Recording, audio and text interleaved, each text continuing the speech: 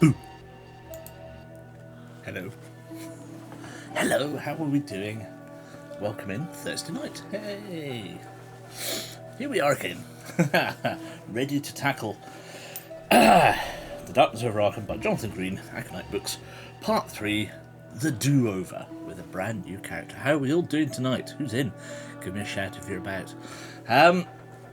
Busy day, busy day. Good evening, Nathan. Hello, hello, hello. Yeah, busy day, busy week. Chaotic week, hot week. Knackering weekend. Still recovering from all of that. Jason did 3 shows on Saturday, a full day rehearsal on Monday, and a show on Monday evening. And we also had to contend with my mother and Lindsay's mum and dad. So much fun was had by all. Oh dear. Boo. Hello, hello, hello. Hey Kath, how are you?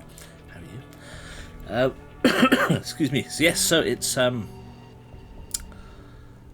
been a week.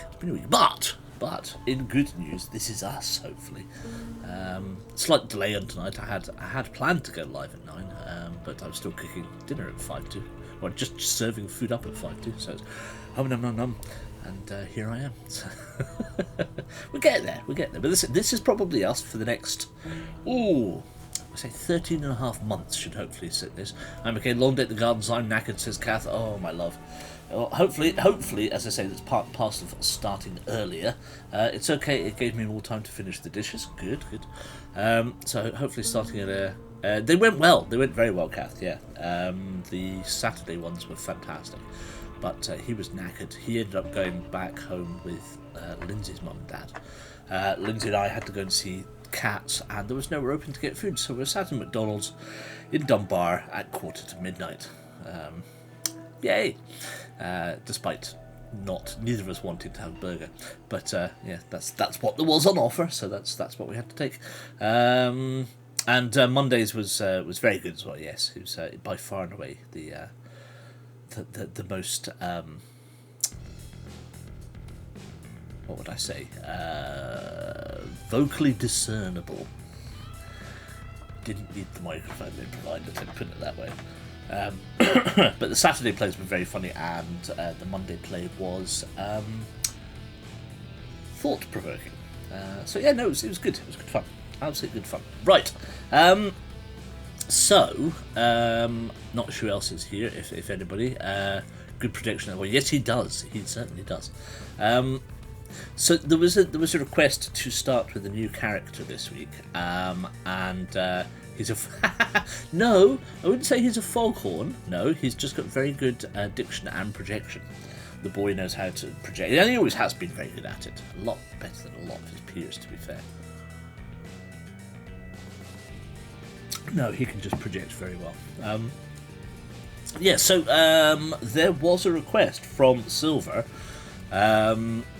In Discord to suggest that we use Rex tonight, and I think there was some mumblings last week of using Rex as our character for this week. So if everybody's happy with that, I'll pull Rex together and yeah, we can start. I hope you've got pens and papers, because I will try and make as many references as I can to stuff as I'm going through, but if you also happen to have pen and paper, then please make as many notes as you can as we go through it.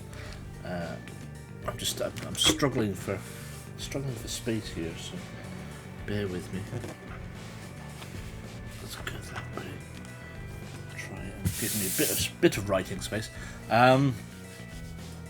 Rex is the investigator. He's actually the reporter.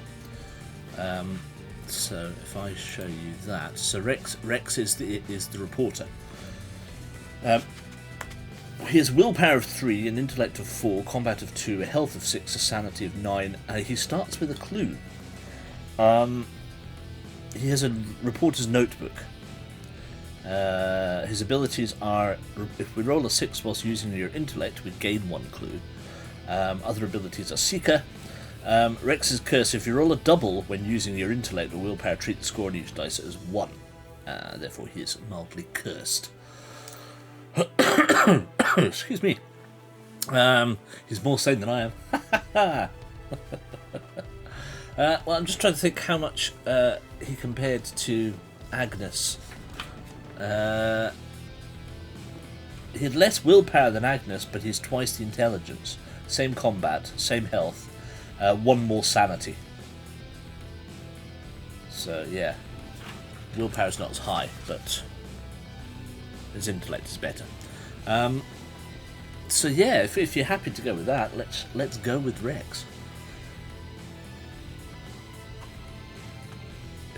Is the music too loud this week, or is it okay for you guys? I'm trying to hear. It's maybe a wee bit loud.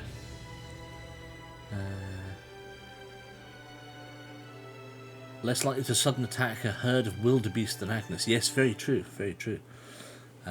He sounds interesting. Good. Let me know if, as I say, the music is bob on from your point of view compared to audio. That's fine. Nope. If that's good for you, that's fine for me.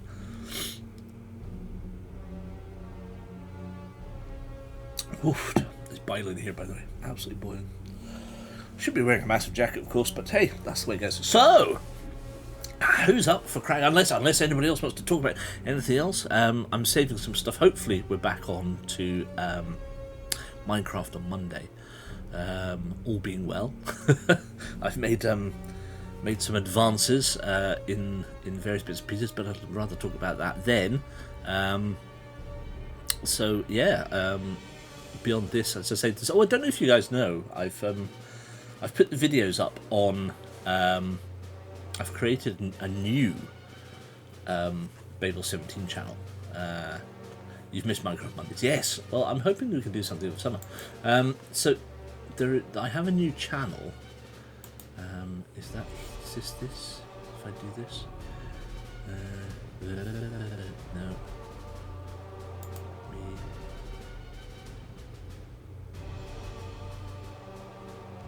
Don't care about my history. Which one is that? That's the new one. Channel. Let's do that.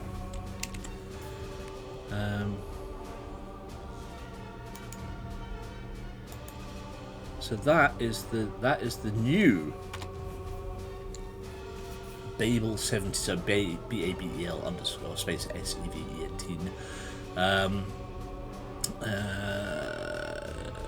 Your Nathan's down funeral Monday, so we're likely to need cheering up. Fair enough. You're quizzing on Monday, MQ or Summer League, but Catherine will certainly be watching if my nan's funeral Monday coming up, so we're wanting something to choose. No, that's fine. That's fine. That link takes you to the new Babel 17 channel, where I'm going to start putting all of the VODs from this. So they're still available on Twitch. They're also now going to be available up on that YouTube channel, and the other stuff that I'm going to be doing leading up towards Shakespeare vs. Cthulhu release, when Jonathan finally writes it and releases it in April, May, June next year. All of the other VODs that I'm going to do, so the readings of things like Lovecraft's Necronomicon, bits and pieces like that, are all going to go up on that channel there, as opposed to my Still Babel 17 channel. I'll keep that for other crap. But this is where we'll put most of the main stuff. Silver, no worries at all. Do not worry at all. It's always those are the worst kinds. Those are absolutely the worst kinds. You love your shot face on the still for the latest one. They're I'll let you into a little secret. I told Steve this the other week there. But you know the background. If I go, you know this background here, right? Oh, actually, does that still? The background behind here. Yeah. I took that and I moved stuff around. I can show you. Hold on. I'll show you the background.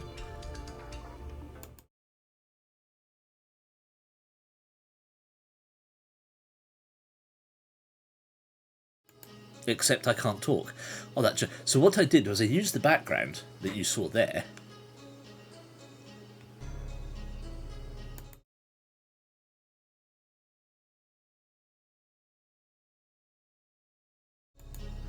but change the green screen. So just take the background image off this green screen.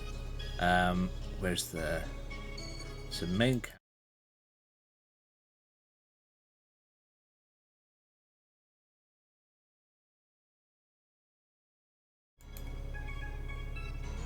So if I take that off, so now we get this. Now we get this, and down on this here.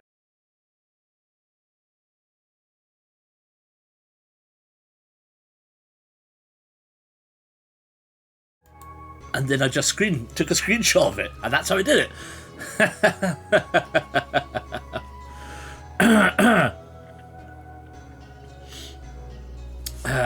You've smashed the like button and you've subscribed. You're an absolute star, Nathan. Thank you.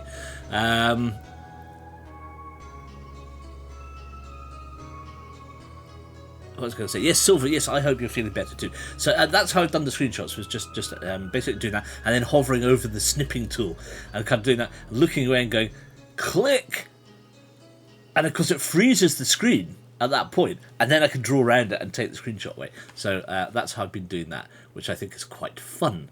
So I did the new CNI pull faces exactly right. And can subscribe too. Thank you.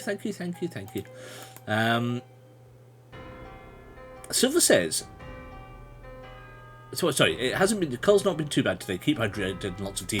Absolutely, 100%. That's exactly what you do. Lots of tea, lots of fluids. You're trying to write a game book with the reader as a dog. Have you ever read?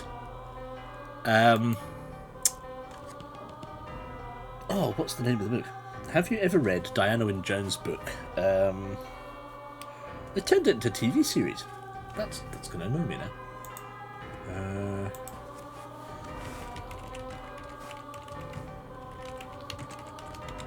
I'm sure I have a copy next door.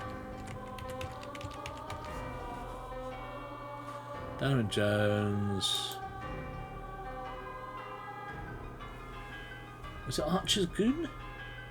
No, there was one about a dog. Archer's Goon. I can't remember. I'm sure there was another one. No, but I have seen lots of dog movies and some made me cry due to the sad ending. Well, yes, of course.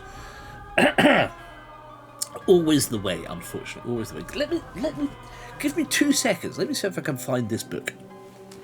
It's a very good one. Give me 2 seconds.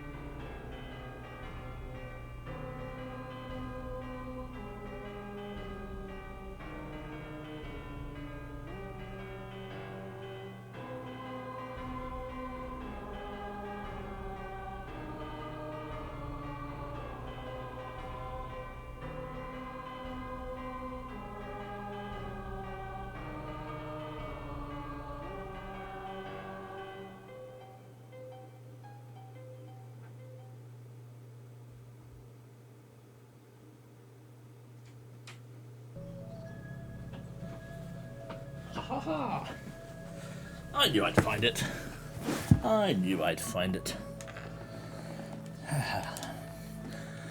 It's called Dog's Body. You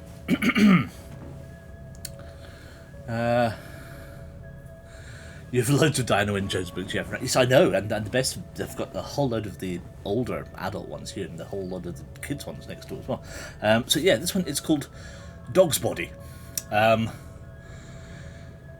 Sirius, immortal Lord of the Dog Star and infamous for his fiery temper, is outraged when he is falsely accused of murder and banished to Earth. There he is reborn into the body of a puppy, and is promised the lifespan of that creature to clear his name.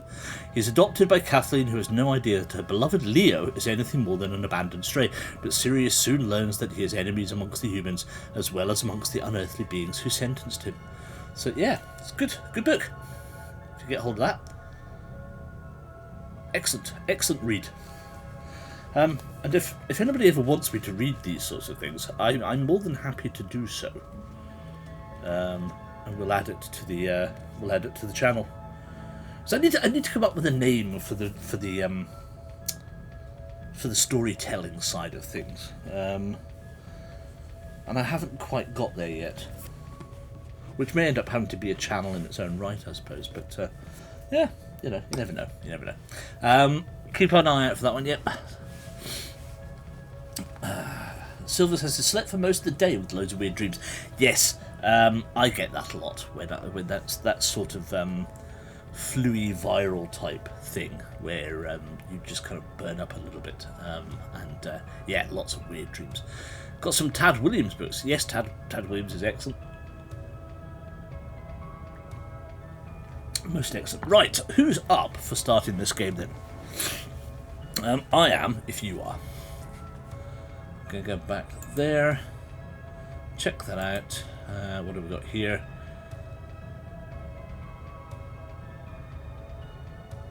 The best bit is it says there are no bots, which is even... Rex! Yes, yes. I think the agreement is we're going to go Rex.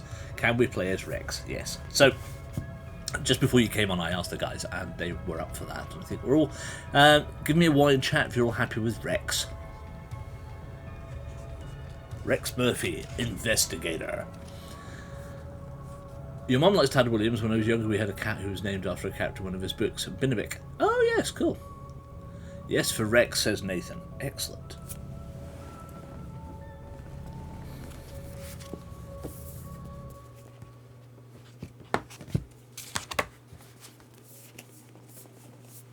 I'm going to take it as read that, obviously, Sylvie, you were Rex, so that's fine. We shall put good old Nathaniel Cho away for another day. So we're going to go with Rex. I am going to get this here. We have the notepad for other stuff. So I love Tad Williams' Memory, Sorrow and Thorns. Yes, good, very good series. Pencil. There we go. And yes for you. Excellent, in which case then that's all of us. So, here we are going to do... So this is...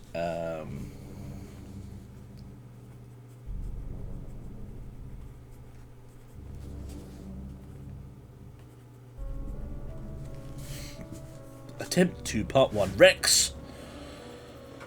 Right. Got the 3 first books in the series, haven't started reading them yet. Hey Sam, thanks for the subscribe, thank you very much my friend. 11 months now with Prime, fantastic. I will take Jeff Bezos' money. Enjoy your ad-free viewing and of course your lovely notes. How are you mate? We're just about to start.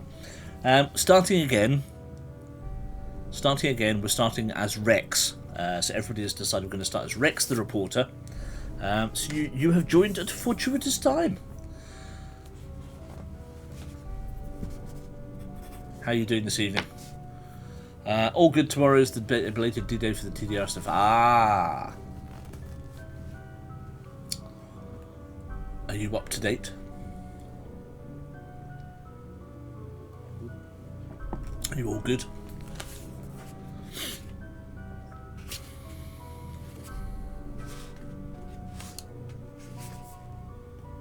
Four days later than planned, but tomorrow begins the soup shakes, etc. Good.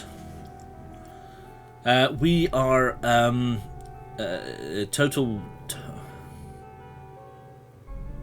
dietary requirement. Is that right? Total dietary requirement? TDR? Yes. Total dietary requirement. I'm sure it is. It's approximately 600 calories. Total diet replacement. Yes, approximately 600 calories of nutritionally balanced shakes and bars and stuff. We've just put an order in, Sam. Are you on 800 calories? Oh, that's all right. Our step 1A is 600 calories. So Lindsay asked me tonight, did I want anything ordered? And I said, yes, I want some bars. So she's putting an order in, and we are starting on July 1st, Monday. So I'm going to cut down. So I'm going to do step 2, which is probably more like 800 to 900 calories. So it'd be 3 products plus 400 calories in the evening. So about 1,000 calories a day. No, Sam's doing a different one. It's similar. It's very, very similar, Kath. It's kind of based on the Cambridge diet, but it's slightly different company. They do slightly different stuff, because Sam and I had a chat about this previously. So it's ever so slightly different. But as I said, Sam, if you need to reach out or are feeling if you're struggling or anything, just hit me up and give us a shout. I'm more than happy to have a chat about anything. You know.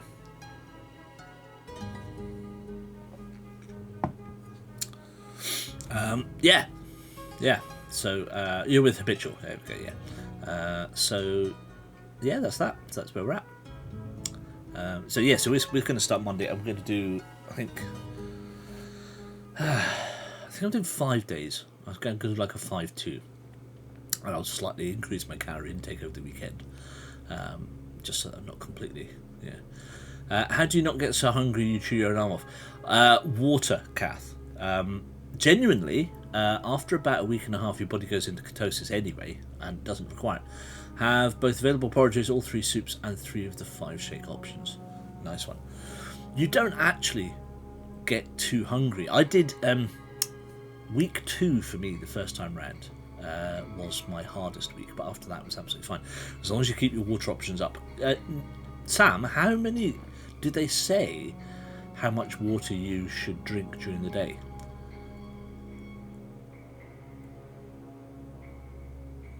One of the tasters they sent was the chai latte, which I didn't like, and the vanilla was stuff. Yeah, 2.5 litres at least. I suggest that you up it to at least 3, preferably 3.5. That's what I found was optimal. You don't get hungry at all, and as long as you can't include the fluids that you use in your products to make shakes up, but you can include teas, coffees, and any other water that you use. That includes the water for the fibre supplements. Yeah, I would drink more. Otherwise you will get bunged up.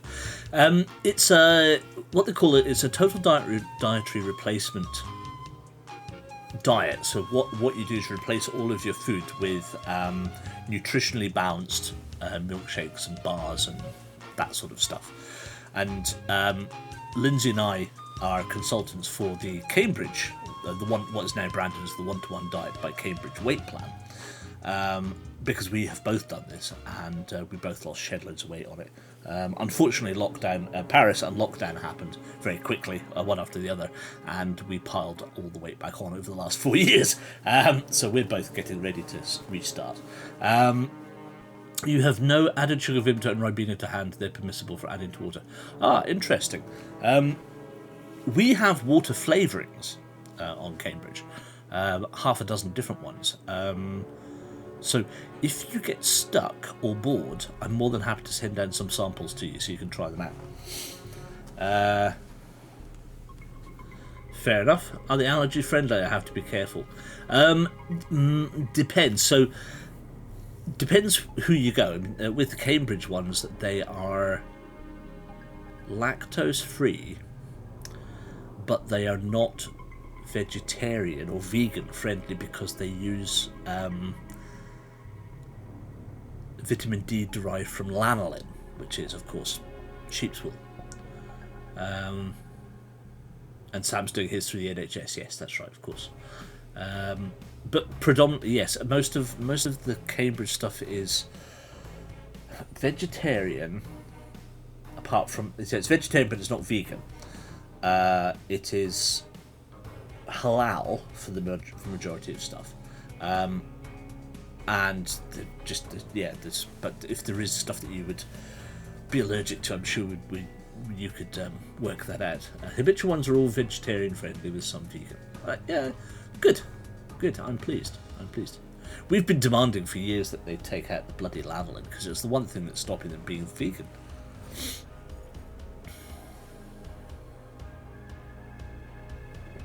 Yeah, for 14 hours a day for 12 weeks.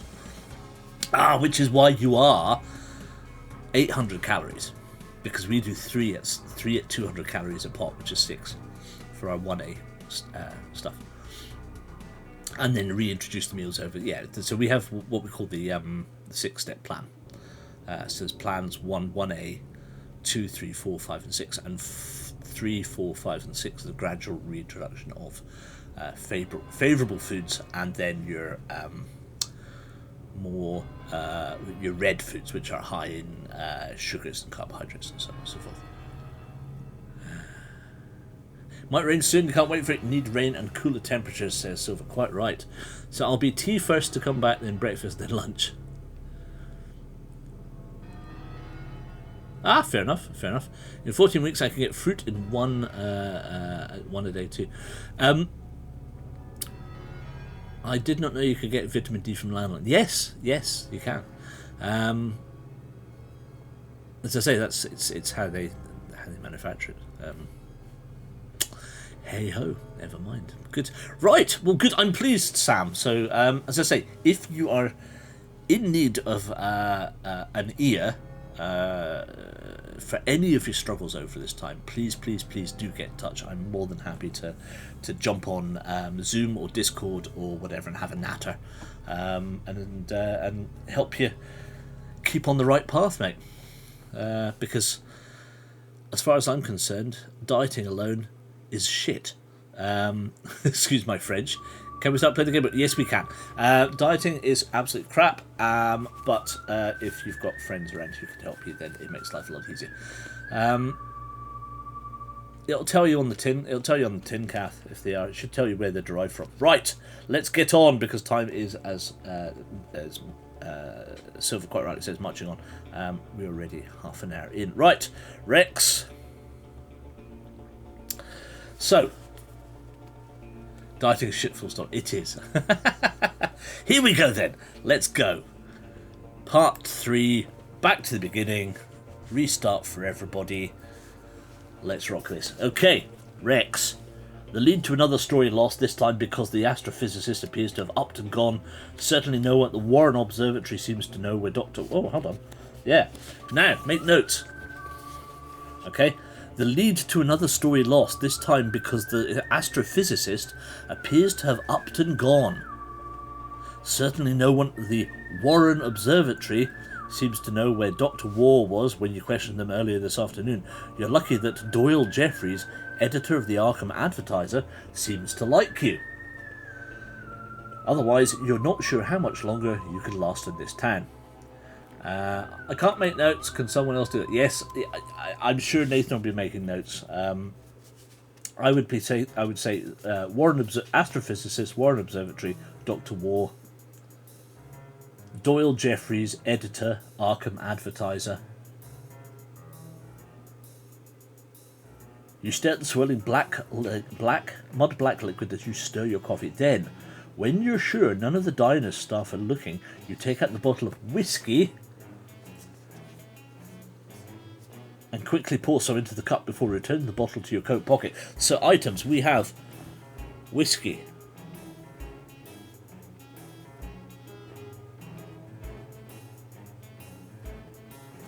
okay, we have a reporter's notebook and whiskey. Hey Maisie, how you doing? And quickly pour some into the cup before returning the bottle to your coat pocket. As you sip the boosted beverage, you console yourself with the fact that Velma's Diner is somewhere that even the most rookie reporter could sniff out a story, and so you wait. As we know, Velma's Diner is a popular hangout in the town of Arkham. You can't write that fast. You have to write everything. You need to subscribe again. Hang on. Okay.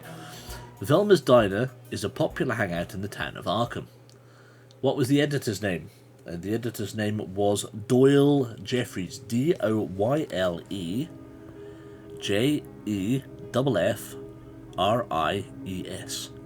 The Arkham Advertiser.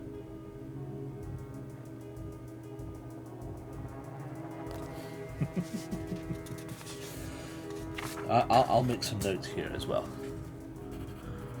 Warren Observatory.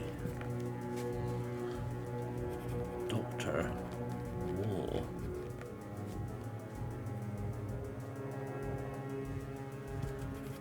astrophysicist Doyle Jeffries, editor Arkham, advertiser. All right, editor Doyle Jeffries, Ross from camera, Ken Morse. Ha ha! Right, are you ready then? The bug has arrived. Yes, indeed she has. Is that War with a GH? Yes, as an Evelyn. Amazing subscribe with Prime Gaming for 24 months, my darling. Thank you very much. Please enjoy. I'll take your Jeff Bezos money. Please enjoy your ad-free viewing and, of course, your wonderful emotes, which we should use. Velma's Diner is a popular hangout in the town of Arkham. It provides precisely what its clientele expects of a diner. Hot coffee, hearty food. 2 whole years, I know. That's bonkers, isn't it? Chief Editor Mikola Pauluk. I had to come downstairs for that anyway. Oh, my darling. Oh, my darling. But it's not the kind of place you can stay forever. Through the windows in the world beyond the diner, you can see the sun creeping towards the fur-lined hills to the west of Arkham. It is time for you to leave. You begin gathering your things when a raised voice takes hold of your attention, and your eyes lock on one of the booths where 2 older people are sitting.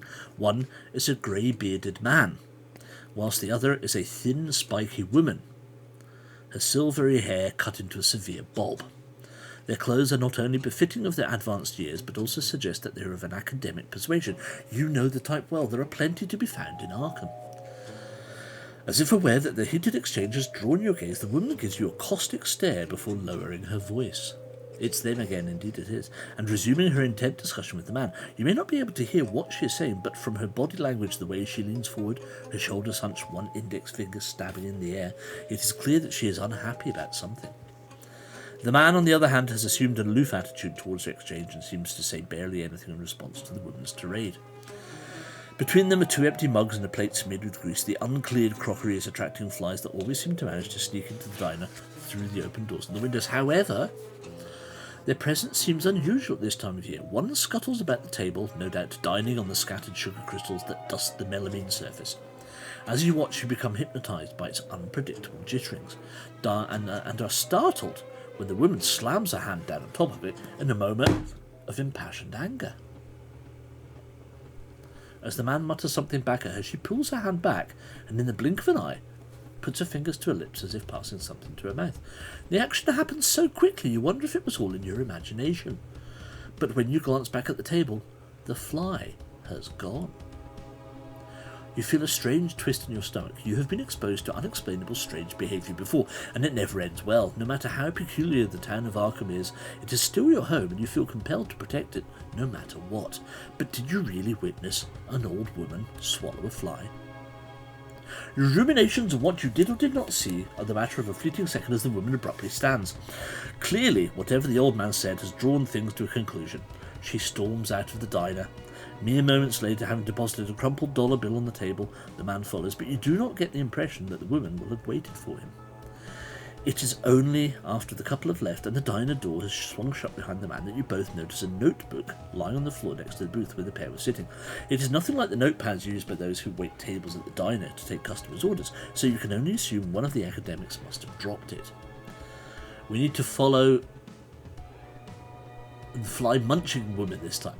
Okay, without drawing attention to yourself, you approach the table and crouch down, picking up Dr. Blaine's notebook. Dr. B-L-A-I-N-E-S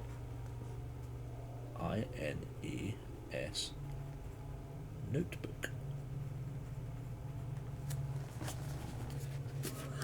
What was that about Diana Dawes? Hey Steve, how you doing?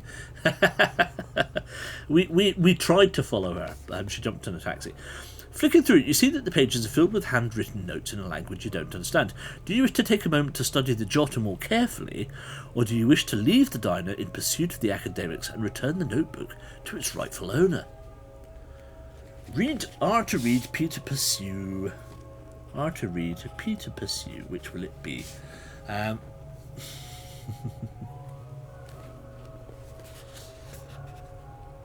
What was that about Diana Dawes?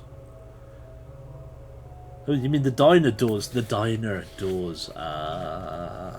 Oh, now, so Kath wants to pursue. Okay, here we go. Kath wants to pursue. Mazebug wants to pursue. Silver wants to read.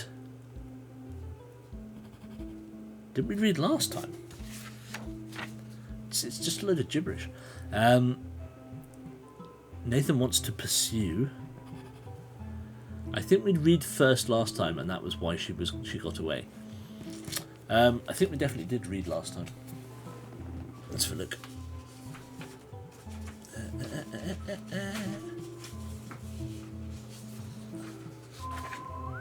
Yes, we did. We read last time.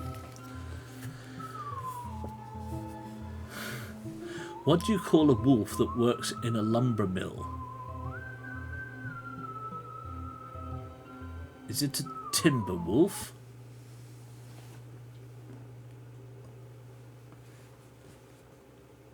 It's a timber wolf! Yay! Oh, what's that? That's not my music.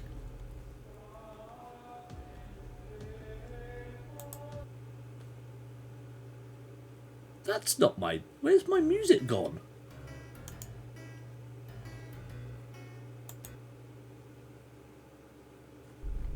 What happened?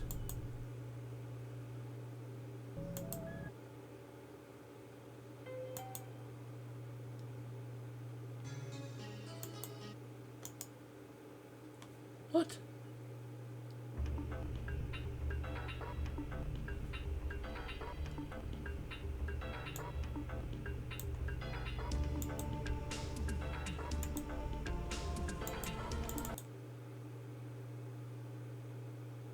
How bizarre.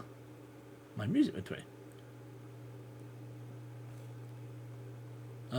Now what?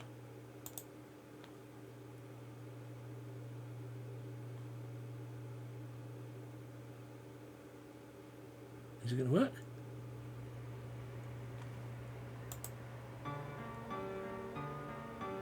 Right, let's see if that works. Sorry, I don't know why that just jumped. That's so odd.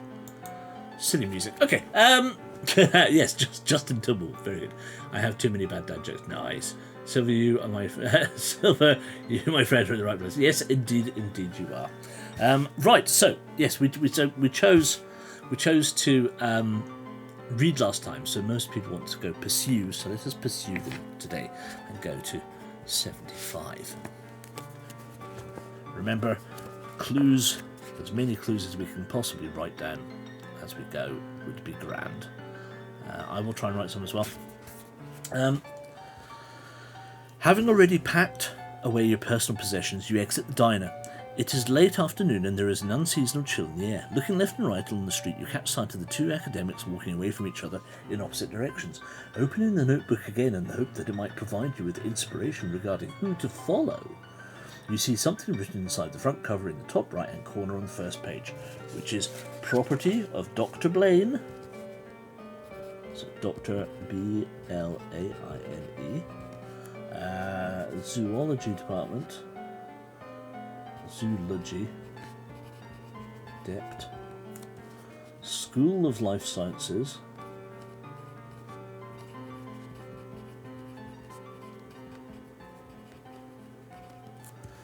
Miskatonic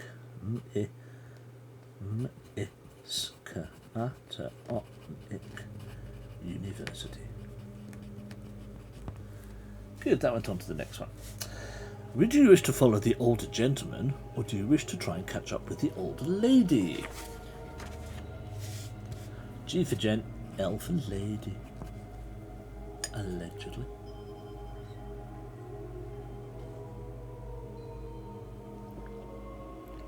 L. We're all going to hell. Yep, 4 L's. Excellent. Because I've had enough of the old gent here. Oh, my love. My love. Okay. 98 then.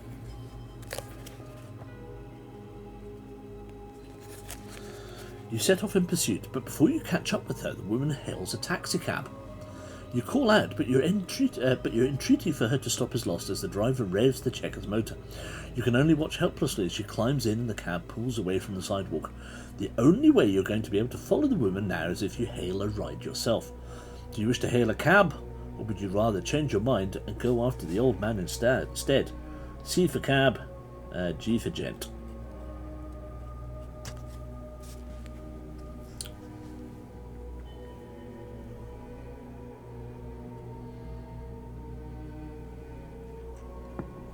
C for cab. Bum, and leaving immediately made no difference. Indeed, I'm afraid so, Kath. But 3 people want to jump a cab, so, you know, there's that.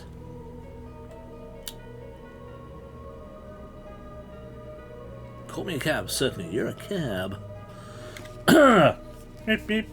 A cab. Meep, meep. A second cab. Meep, meep.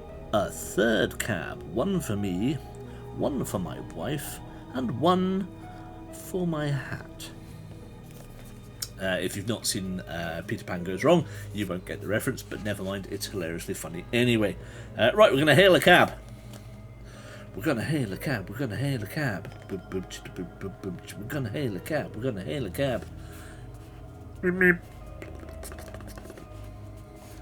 Fortunately, at this time of day, there are plenty of available cabs cruising the street of East Town. So our diner is in East Town. Okay. The Velma's Diner, East Town. Velma's Diner.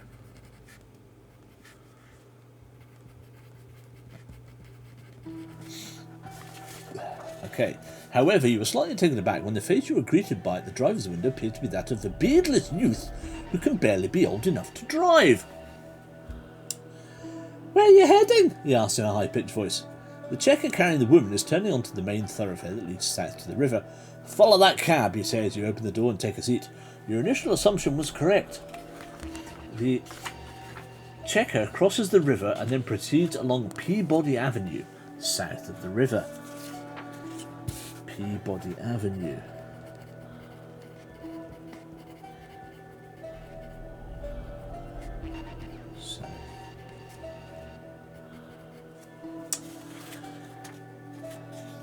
South of the river, the water warehouses give way to the colonial mansions of French Hill.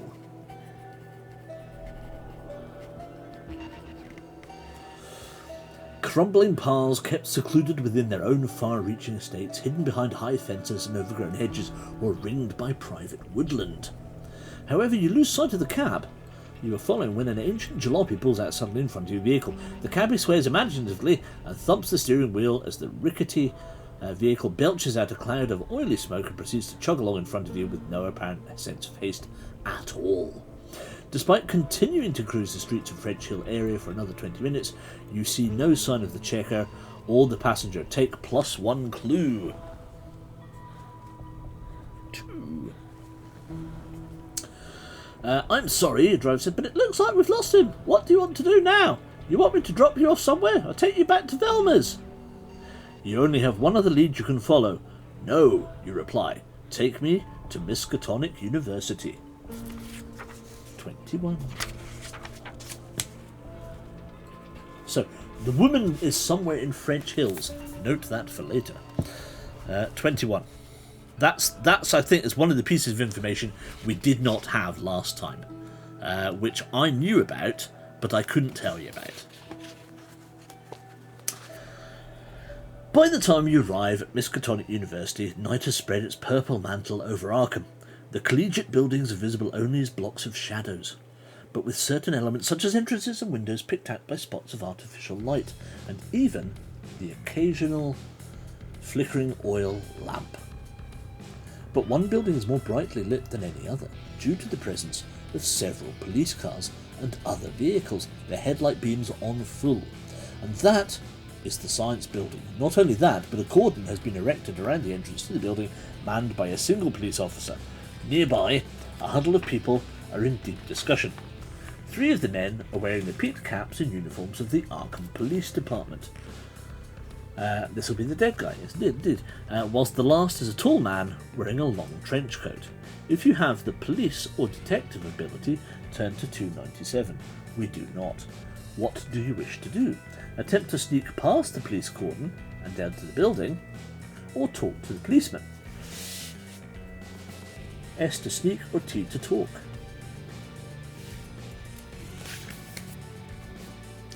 Silver would like to talk.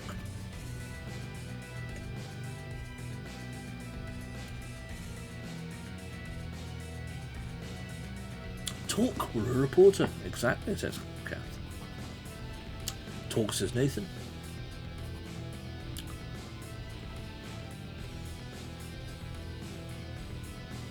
Three for talking and nobody for anything else.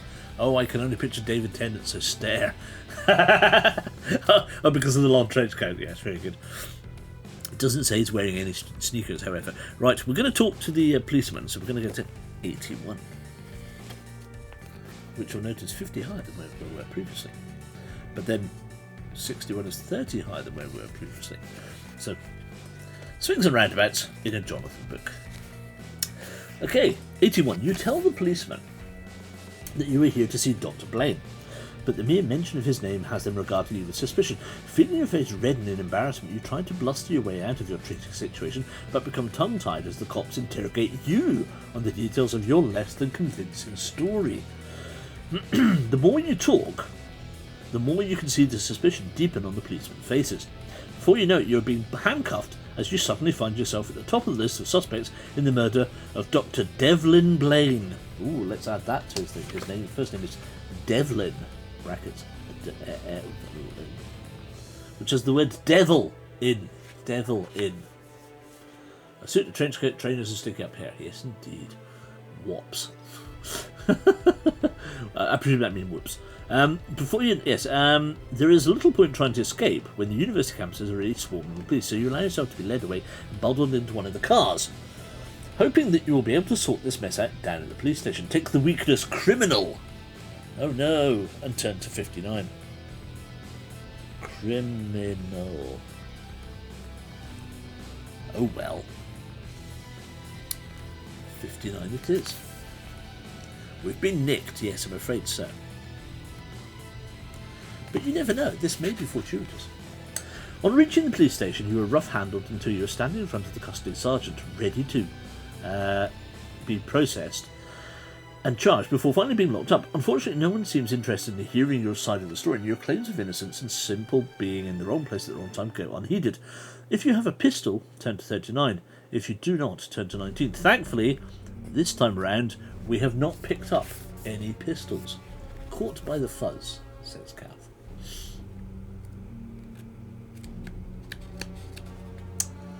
Turn to 19.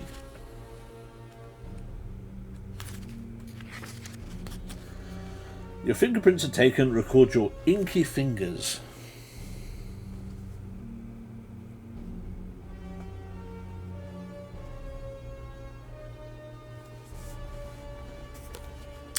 Cops are so annoying. You soon find yourself locked in a holding cell in the depths of the East Town police station with all the other ne'er-do-wells who've been arrested this evening. A man with a ragged beard buried in a heavy overcoat snores in one corner, whilst an elderly woman dressed in a long patched dress and shawl sits on the bench staring vacantly into the middle distance. From one comes an aroma of alcohol and worse, whilst the other projects an aura of faded splendour. Her shawl, clothes, jewellery, and even her face give the impression that they were all gorgeous before impecunity and a life of hardship ravaged their beauty. You resign yourself to a long wait before being able to speak with anyone who might be able to help you with your current predicament, and take a seat on the bench beside the woman. Rather unsettlingly, she is muttering to herself. He doesn't trust that Professor Nidus, you know. She looks at you then. Her, off of the Life Sciences Department. Doesn't trust her one bit. And he's not too keen on that Dr. War either. He's an an astrophysicist, she says, breaking the word down into its component parts. He works at the Warren University, but hardly ever leaves his office. Who doesn't, you ask, unable to help yourself. I don't. Trust them, I mean. Hello, Jason. Hi. How are you doing? Doing good, yeah. Are you heading off to bed, or what are you doing? Yeah, I'm off to bed. We can only see your elbow tonight. Elbow cam. Good evening, Charles. There you go. You can say hello now. It's a disembodied hand. The last time I did that, I scared the shit out of you. Yes, you did. Thankfully, I was a bit prepared for it tonight. Silver says hello. Ah, hello. Pardon? I'm hidden. Yes. You just drop down to this level and say hello. Hi. I'm the child. Not so much of a child these days. Hi. I'm the moody teenager. Not so much that. Hello, I'm a young adult. Best part of being a child is to scare our dads. Absolutely. Oh, lordy. Yeah, so... You heading off? Yeah. Yeah? Mm-hmm. Cool. Last day tomorrow? Yeah. Half day tomorrow? Yeah. Even better. Yes. Well, that's you for 6 and a bit weeks. Yup. So, yeah. Mwah! Night, you. No. Go. Let me get on with this, because people are chomping at a bit. We've only done this a little bit so far. How much have you done? About 10 bits. We were nattering for half an hour, so... Lord, my dad would moan, but Cass scared the shit out of Mum last week. Oh, yes, yes, you did tell me that. Cass says congratulations on the performances, by the way. Thank you. Good. Go then. Go. Cool. Enjoy it. Sleep. I'll see you in the morning. All right. Love you. Love you too. Night. No. There it goes. So, yes, Jay, finishing our 4th year tomorrow. So that's who he's got 2 more years left. One if he wants, because he could go to university after next year. Just depends on how things go. Good night, not really a child any longer, but will still be referred to as child on here until Jew's updates come on. Very true. Well, to all intents and purposes, he's still going to always be my child. That's the thing, isn't it?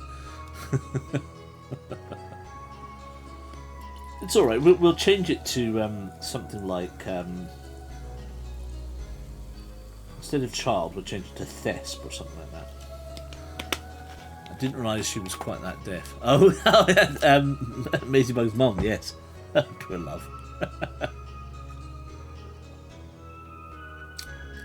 You have to kind of stomp your way in, going, hello! You're still Sproglet. Yeah, well, there you go, see? I just imagine you stamping it. Good morning! Isn't it a lovely day? Oh, lordy. Right, where were we? Number 19. So, 42-year-old Sproglet. I know, exactly. So, he doesn't trust that Professor Nidus, you know. Her of the Life Sciences Department. Doesn't trust her one bit. And he's not too keen on that Dr. War either. He's an an astrophysicist. He works at the Warren Observatory, but hardly ever leaves his office. So we know that she is Professor Nidus, we believe. So we think that the silver-haired woman up at potentially French Hill is Professor Nidus. Nidus. Life Sciences.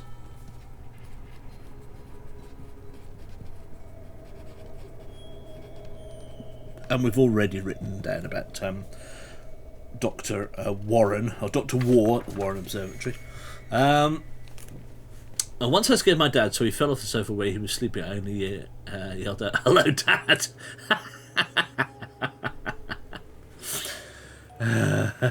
And she's Granny Dryden deaf.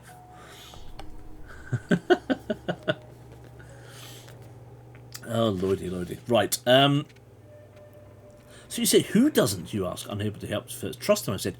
Dr. Blaine, of course. So, Turns out Dr. Blaine didn't trust any of them. The old woman said to the Choc will give you a nudge with her elbow. How does she know so much about Dr. Blaine and his associates? She suddenly grabs your hands in hers, and her demeanour changes. She fixes you with a penetrating stare. I see darkness in your future. Oh, don't change the thing. I see darkness in your future. You grasp at this rather unexpected turn of events, and her behaviour both perturbs and intrigues you. Do you wish to pull your hands away, or do you wish to leave them where they are and see what happens next? P for pull hands away, W to wait. I don't think I've ever scared the crap out of my parents. I did apparently hit my dad with a hammer when I was 2.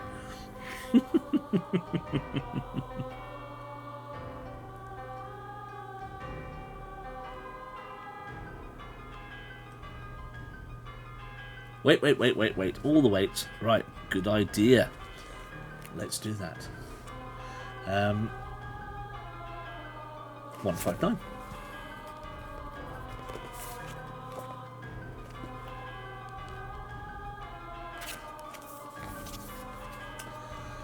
You find yourself transfixed by the woman's gaze. There is something there moving in the pinpricks of darkness that are her pupils, and then she speaks.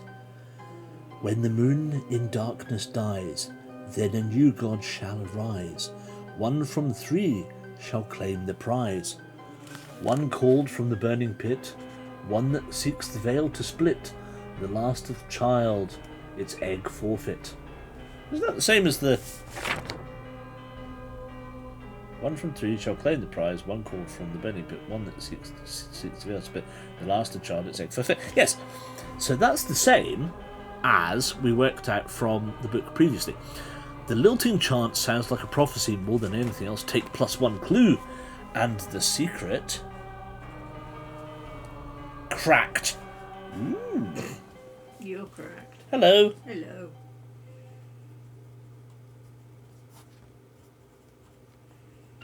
How are you doing?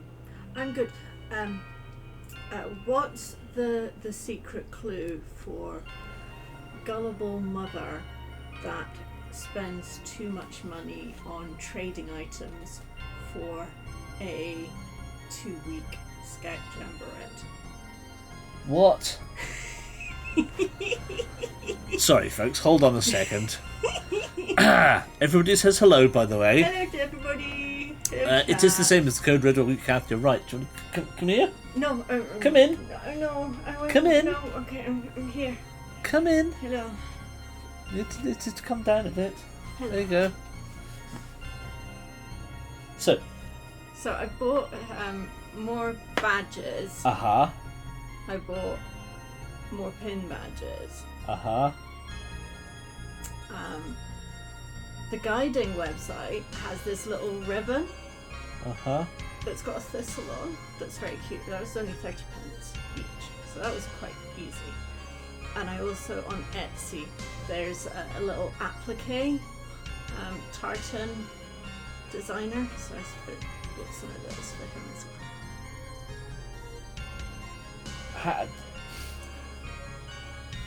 Realistically, no more than 400 items. Oh no, There's there's no only way. 400 I haven't got 400 items. kids There's there in there's, total. Well, there's 500 kids. 500 this year, But okay. no, I haven't got 400 Good. items. No, nowhere near 400 items. Bloody hell. If you still got stuff from last time, then He does still have stuff. good. I told but him. stop spending our money. I've not. That's it. Done. It's all Stop ordered. spending our money on stuff that he gets no return on. But that's not true. He got some really cool swaps last He time. did get some really cool swaps 2 years And ago. that's the To be whole fair, point to be of it. fair, So you sound he like me had- after I get my payments. Well, it was payment day.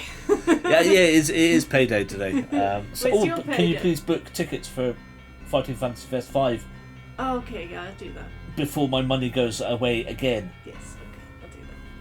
Please. I'll do that now. Thank you. I'm gonna go send Jay to bed. Well, Jay's in bed, but I'll go do that now. Okay. Spell casting. DISMISS.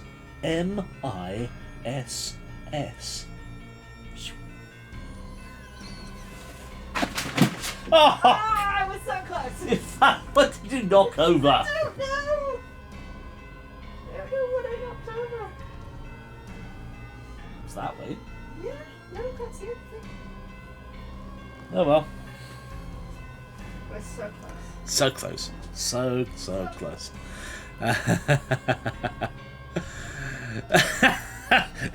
We're cute. Thank you. How nice. How nice. I don't think we've ever been called cute before, but you know, hey, we'll take it. We'll take it. Is there a badge swapping thing? Yes. So Jason, my son, who you saw, is off to Scouts and Explorers Jamboree, which happens every 2 years up at Blair Athol, which is about 80 miles north of where we are, over and heading towards Inverness. And they stay there for 2 whole weeks with a bunch of international scouts, and they have an amazing time doing silly things and lots of adventures, and there's lots of badge swapping and that sort of stuff. So there we go. Maisie says, I'm getting a sewing machine soon and furniture for the shed. Good. Excellent. Can we do swaps? I love badge making. I'm sure we probably can. Oh, she's back again. Hello. I'm back. I'm lurking. Oh, you're lurking. What now? I'm wondering what I knocked. I don't know. Is it my bag? Is that something over there? No. Have you knocked your PC box No. off the top? Yeah, maybe I just caught You something. just caught the boxes or something. Doesn't matter. Fighting Fantasy Fest 5. Yes, do you want to send you the link? No, I can Google it. Just go to John's website. It's on there. Okay, I shall do. jonathangreen.blogspot. I'm sure if I just type JON. Yes, it'll come up. Right. Lindsay says, no night. Well, it's one. Goodbye for now. Anyway. Right, sorry. Where were we? 1:59. Right, okay, sorry. So, yes, we got a clue and the secret cracked, but the look in her eyes and the subtle power behind her words on over with the old wound in the cell, of course. Make a fear test. Roll 1 die and add your willpower. You may spend 1 resource to roll 2 dice and pick up the highest. If you have the weakness haunted, deduct 1. What's the result? No, we have no... I really hope we roll high for this. I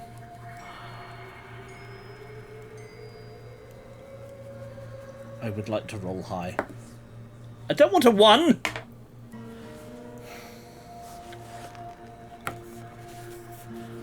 I need to pee, but I bet I'll miss something. Go pee, Kath, go pee. 1 and our willpower, which is 3, is 4. So it's 8 or less, I'm afraid. 199. I will wait. Roll high, he says. I know. Typical. I wanted to roll high. Those dice are cursed. They can't be cursed. We just got them. They're new. See, there's a 5. It's still an 8. Basically needed to have rolled a 6.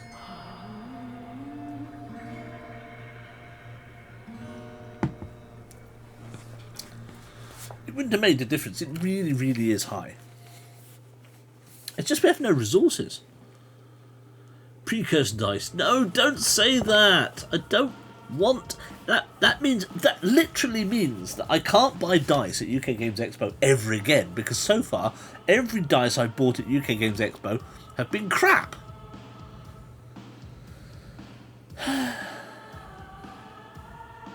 This makes me cry. I don't want precursed dice. I just want dice to work and be nice. Genuinely, that's all I want.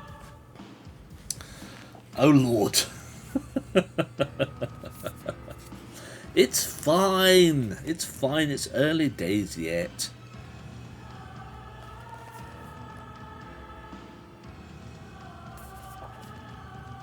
Shame though. Calm down. I've sent you some lucky dice. Mine are, and my D20 always give me over 10. You'll send me some lucky dice. Oh, that's lovely. Mine are, and your D20 always gives me a 10. Well, that's good. That is good. It's nice to have some good dice around you.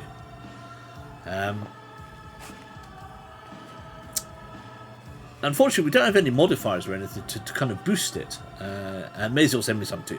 Fair enough.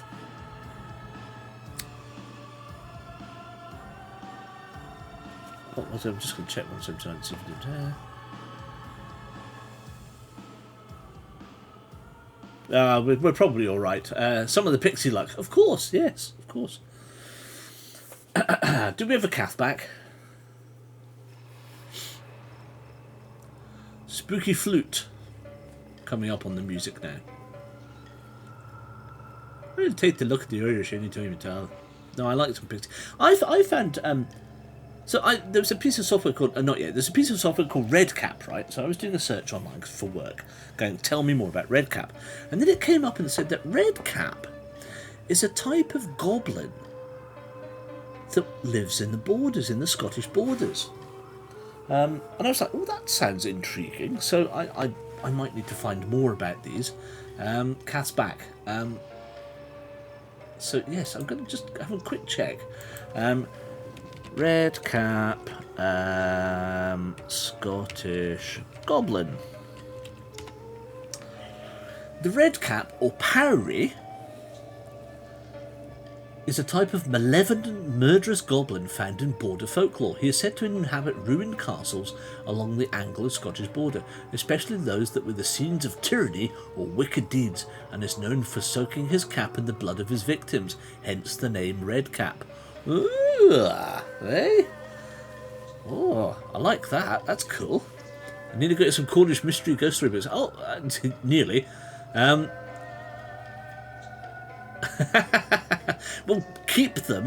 make a note of them, and let me know, because I can always get them. So I thought that was quite cool. A Powrie. I've never heard of a Powrie. I didn't know we had murderous goblins on the Scottish borders. Red caps are creepy. So I just thought it was mushrooms. You see, I've never heard of them before. Red cap or Powrie. Yeah, I thought that was quite cool. I like that thought. I will do how we have one too. Yeah, well, no, I've got that other book that you sent me up, so we must go back to reading all of that as well. I would like to read all of these things. It's just finding time, and that's. Oh, hello. What's she doing? Glaring. You have enraged. Oh, Lindsay has invoked the wrath of Storm. Look at that face. Death stare. That is intense. How intense is that? That is, I'm not looking at you, but by God, you will burn in the fires of hell. That is one angry kid. Die! Die! It comes straight out of one of your fighting fantasy books, yeah, couldn't it? That's brilliant. I love it. Tickets booked. Marvellous! We're going to Fighting Fantasy Fest 5. We're not going to get there, but tickets are booked. Hey, look. Tickets are booked. Tickets are booked. Somewhere to Hotels stay. booked. We just need to book how to get there. Get there. That's fine. We'll take the Worry train. about that next month. We'll do that next month. That's fine. Yay! Kath, she just has to be in the same room with her. She definitely goes, "Where's Dad? Why are you doing this? No, not happy. Daddy, not happy." That's Storm. Yeah, that's what she does. Right. 199 then. So we can't stand it. It's no good. The old woman stares too intense, and what she is sharing with you too terrifying to bear. You pull your hands free of her grip at last, and as you do so, her shoulders sag and her hands drop into her lap. She looks utterly exhausted. She does not utter another word, but she does not need to. The truth she has revealed to you, and you know that they are truths, are enough to shake you to your core. Lose one sanity. Dun dun dun. Uh-oh. Turn to 219. Hey Matty, how are you doing, love? How are things? Good to see you. We're just hotting up. We've restarted. Not again. Yes, not again. Yeah,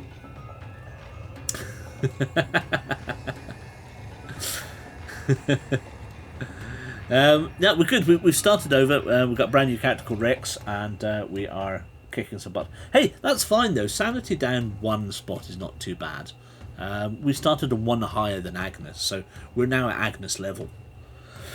219 then. We've been in the holding cell for an hour when a police officer appears before the bars and calls your name. Looks like you have a guardian angel, he says, unlocking the cell door. Seeing the quizzical look on your face, he adds, someone's bailed you out. Just arriving as sanity is lost, indeed. Sanity slipping, Q-Matty. Who, you ask? Oh, I'm not at liberty to say, but if I were you, I wouldn't waste time worrying about who got me out of jail. I'd skedaddle as fast as I can. That sounds like good advice, and before you know it, you're wandering the streets of East Town as the street lamps come on, wondering what to do now.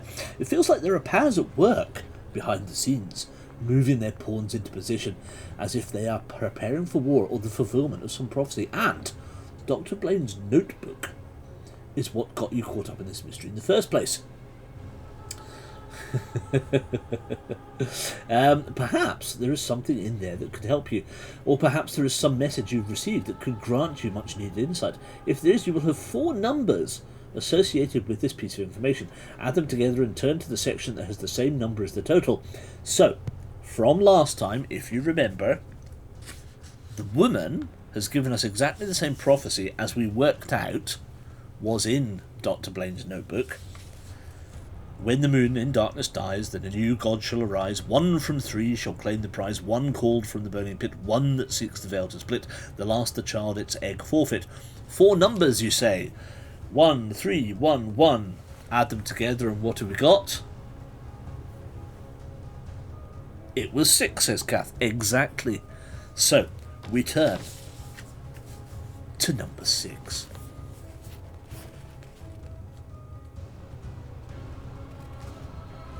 You consider the words of the prophecy once more. You're not certain what "when the moon in darkness dies" means, but it does sound ominous.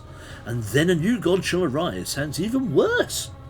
Combined with 1 from 3 shall claim the prize makes you wonder if there are 3 factions working to bring the prophecy about, and what that could mean for Arkham. Take the secret, Hidden 4.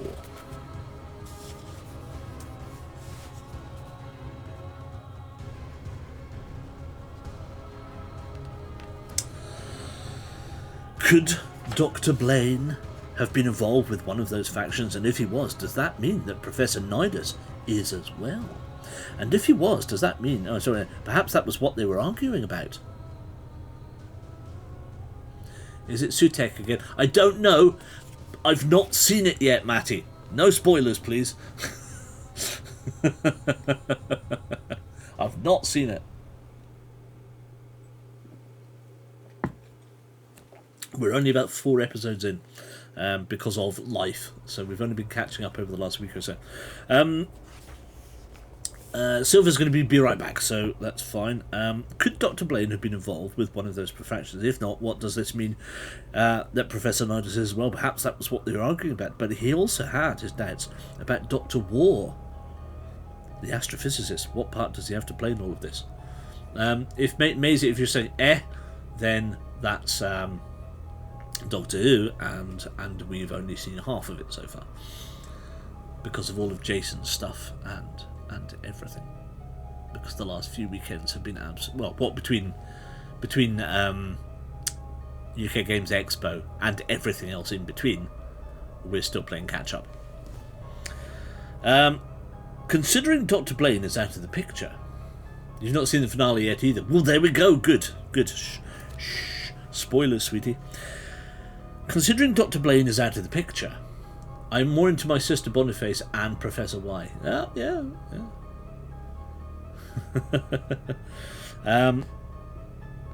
If you were going to get to the bottom of what actually happened to him, you're going to need to investigate his rivals, Professor Nidus and Dr. War. So here we are back again. Professor Nidus and Dr. War. Which of them do you wish to look into first? Do you wish to look into Professor Nidus, or do you wish to find out more about Dr. War? Ugh, good God, yeah. What is it good for? Absolutely nothing.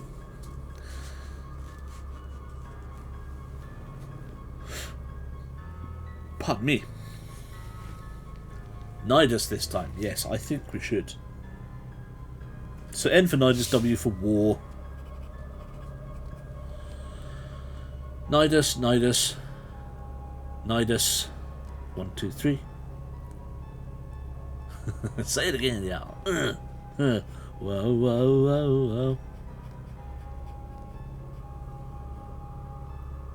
All the Niduses. All the single Nidus. All the single Nidus. Right, let's go find Dr. Nidus then. Or Professor Nidus, my apologies. 1, 2, 5. 1, 2, 5.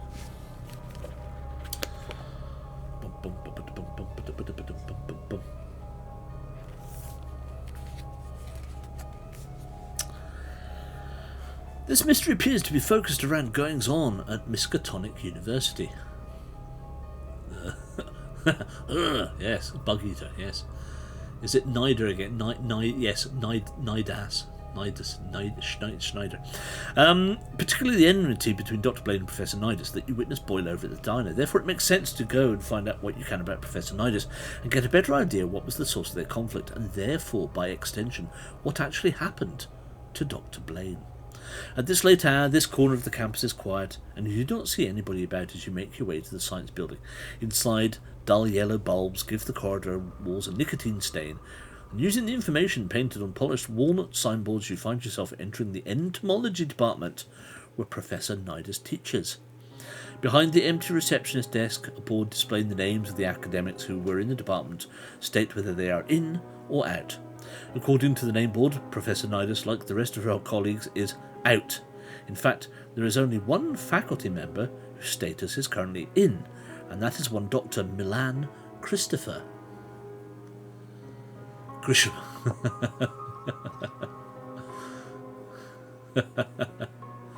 Etymology does indeed equal bugs.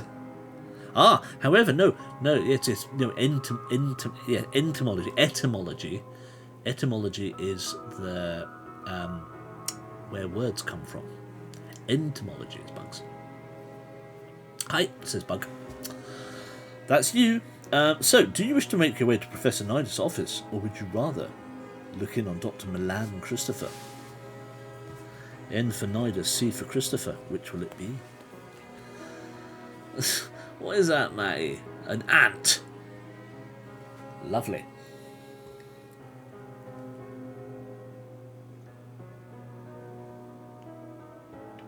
Entomology. No, you're fine, Kath. Yeah, no, absolutely fine. Silver would like to go and see Dr. Christopher. Milan Christopher. The man who's backwards.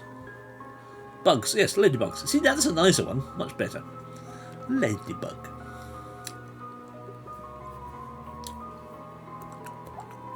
Oh, can't do it. Spooder. Spider.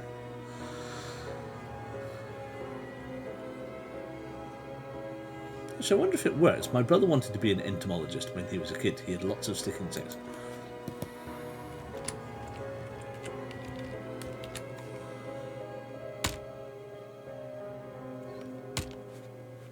Yes, it does. Oh, that's interesting. Christopher, please. My favourite is Wolstenholm. Now he is pet tarantulas.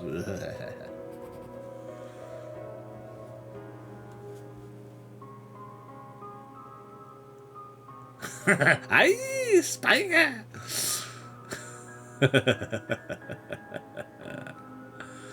Right, so we've got two who'd like us to go and see Professor Milan Christopher. The man whose first name is his last name and his last name is his first. Kath would also like to go for Dr. Chris. Christopher. Bad time to say I have a spider plush. She wriggled and giggled beside her. Perhaps should I? An old woman who swallowed a fly. I don't know why she swallowed the fly. Perhaps should I? Dr. Chris is getting all the love tonight. Where is the love? With Dr. Milan Christopher. Alright then, 168. Let's head over there and find out more. New areas for us, so hopefully some more intimate. It doesn't take you long to find Dr. Christopher's rooms. According to the letters painted on his door, he is Professor of Entomology. Let's write this down, children. Dr. Milan Christopher. Prof. Entomology. Entomology. There we go. You were about to knock on the door when you hear a voice from the other side says, "It beggars belief!" Dr. Chris is getting that sweet, sweet medicine. You assume the voice you can hear is that of Dr. Christopher, but who is he speaking to? Is there someone else with him, or is he talking to himself? What do you wish to do? Will you knock on the door? Someone's knocking at the door. There is no bell. Open the door and enter without knocking. Forget about Dr. Christopher. Go and search Professor Nidus instead. So, K to knock, O to open, N for Nidus. Science! Why, Miss Sakamoto, you are quite beautiful. Someone's ringing the bell.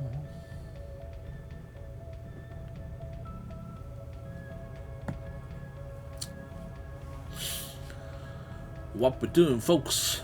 Are we knocking on the door? Are we just burgeoning away and opening out and finding out what's going on? Someone's ringing my bell. Ouch. Chinese rope burn. Knocking, says Silver. Don't start me singing. Away, knocking the. Away, knock the door. Knock, knock.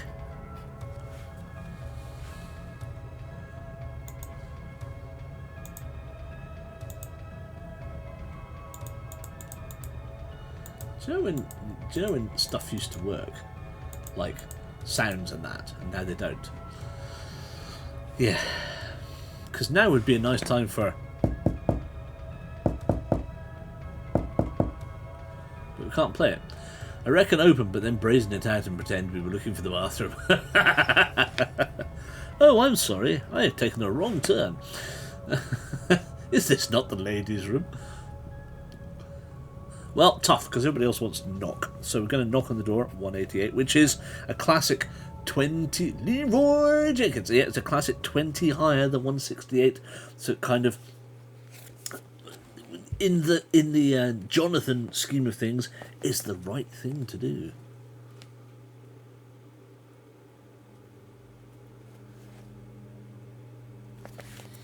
Ooh. You don't only knock on the door, you rap on the door.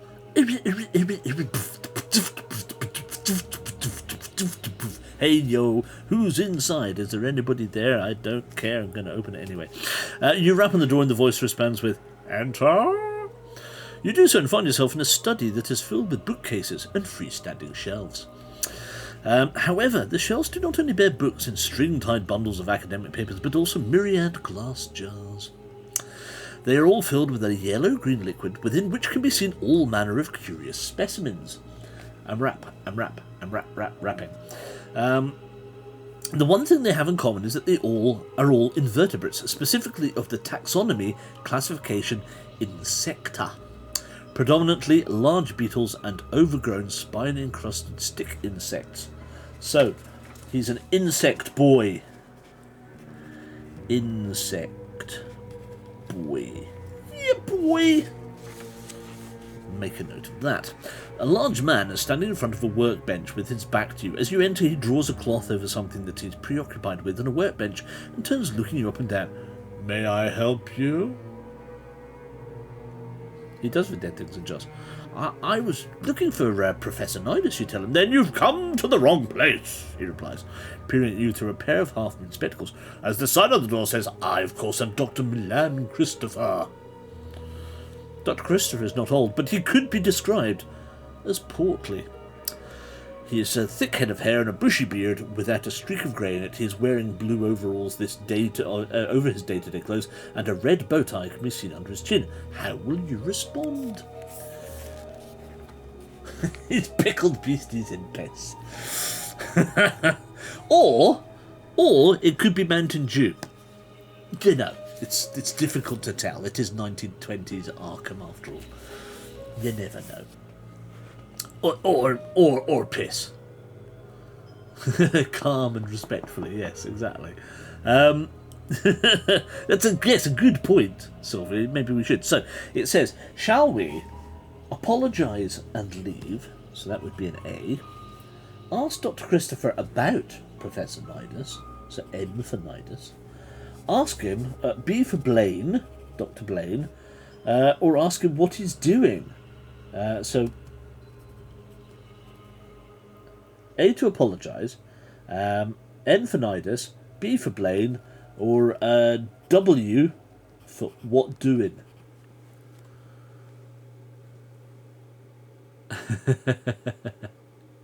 He is basically Brian Blessed, yes. He's a big, fat, baldy, beardy, portly man, yes. So everybody wants to ask about Professor Nidus, and not about any of the stuff that he's doing or the dead man. Okay, no, that's fine. That's fine. 228. That's a big departure. But that's fine. 228. Let's find out. This is all good. This is all new territory. I'm happy. I'm happy. Nidus.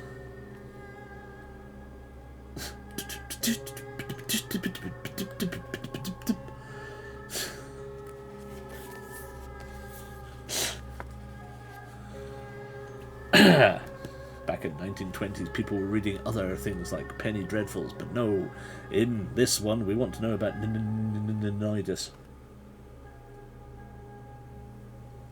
228 then. Do you know Professor Nidus? You asked Dr. Christopher. But of course, the entomologist replies. She is an important figure within the department.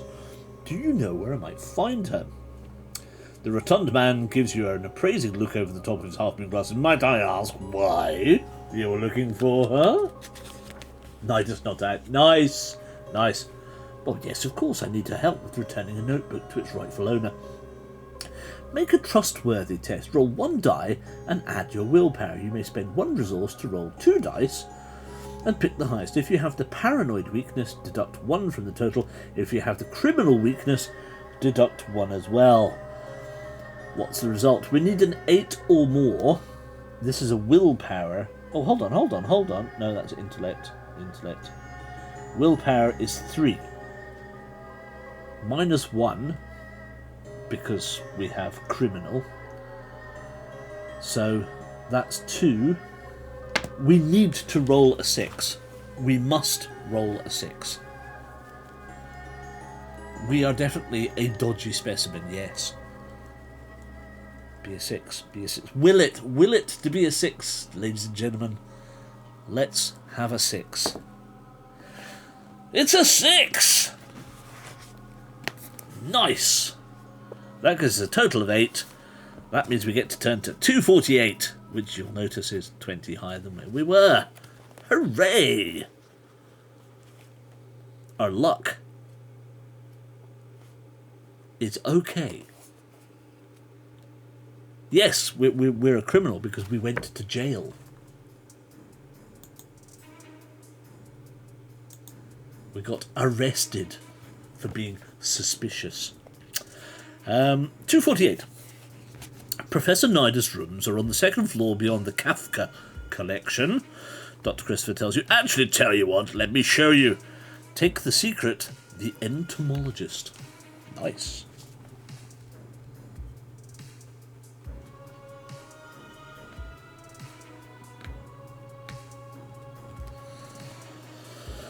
The entomologist accompanies you out of his office before pulling the door to and locking it. He then leads you through the science building upstairs and along corridors until he comes to a halt before a dark walnut door, next to which is a brass plaque bearing the professor's name.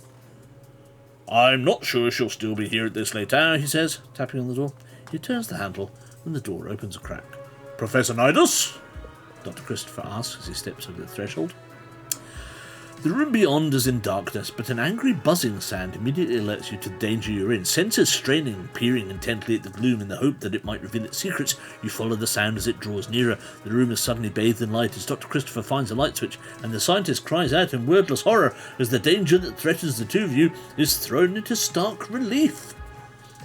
We didn't go to jail, we just ended up in the nick overnight. Well, yeah, okay, fair enough. It has the appearance of a colossal hornet. A foot in length and with a wingspan twice that, your eyes move from the monstrous insect's snapping mandibles to the glistening stinger hanging from its bulbous abdomen. Grabbing the closest thing you can find to a weapon, you prepare for the inevitable as the demonic wasp glides towards you on its blurring wings. You may spend 1 resource at the start of each round to add 2 to your total for that round. We have no resources. Roll 1. Roll 2 dice and add your combat. If you have the weakness Fear of Insects, deduct 2. We do not, thankfully. The total is 12 or more, you win the first round. So 2 dice and add our combat. Combat is 2. Blimey. I hate wasps. Allergic to them. Oh, love. No, that's awful. I don't like wasps much, to be fair. Bulbous abdomen. No! That is the worst possible roll ever. There's 2 of those on each dice. Ah. Ow. We did not roll a 12. Oh, balls indeed.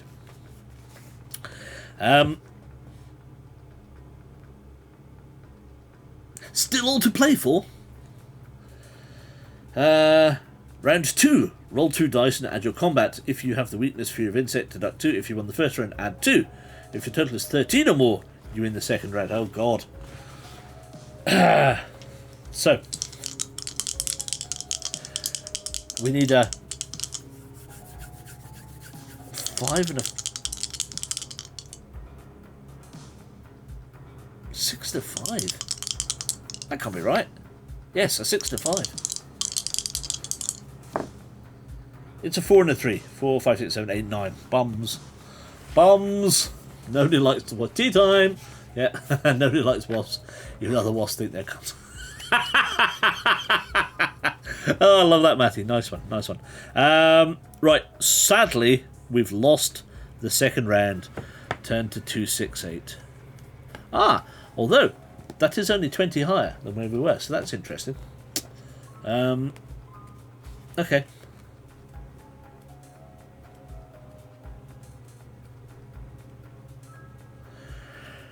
The hideous creature dodges your flailing defences and swings its tail underneath. It manages to jab you with its lethal sting. The shock of the puncture wound causes you to cry out, "Ah!" But then the real pain hits, and all the sound is stolen from your lungs and you double up in agony.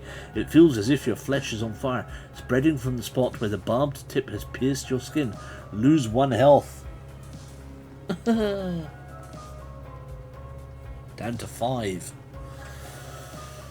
As you crumple, your eyes screwed up tight, unable to do anything other than try to breathe through the pain and gritted teeth, you hear a crash, as of something heavy hitting a table, accompanied by a shout from your companion. "Take that, you fiend!" Dr. Christopher cries, and as the initial shock of the injury you have sustained begins to pass, you open your eyes again.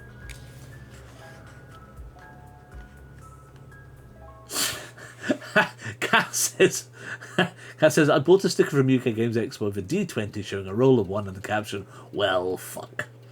Yes, quite right too. As the initial shock of the injury you have sustained begins to pass, you open your eyes again. Through tears of pain, you see the entomologist, a patrician stone head raised in one hand, panting in shock himself as he stares at the grotesque creature he has crushed against a desk using the heavy marble bust. He has punched it in the face, and Brian placed an attack that was quite right. "Bugger! Have you ever seen anything like that before?" Oh, sorry, that's you. "Have you ever seen anything like that before?" you ask, as you recover from your breath. "I'm afraid I have," Dr. Christopher replies, his face grim. There are dice where it says on the... fuck you. There are dice. Yes, yes. Silver. Funnily enough, I saw one like that the other day. Yeah. I was trawling some stuff, and yes, there was one like that. As befits a professor of entomology, Professor Nidus' office is full of vivaria, containing slices of various global habitats, from sandy deserts to misty rainforests, and under the glow of the electric light, the room's occupants have come to skittering, scurrying life. Behind the glass of the sampled ecosystems are thousands upon thousands of insects, everything from hissing cockroaches, mantisas and soldier ants to various lepidoptera, locusts and killer wasps. Did the professor know about the giant hornet in her office? Could there be a nest of these horrors somewhere nearby? Is she in danger, or did she put it there? There is a photograph prominently displayed on one wall of the office. It shows a grand, colonial-style mansion set within its own wooded estate. Standing in front of the house is a man dressed in tweed and his wife, and between them a serious-looking girl of no more than 7 years, sporting a severe bob. Etched into the negative so that it appears in white letters on the developed photograph is the name of the place, Abaddon House. Take the secret family photo. And the clue, Abaddon House.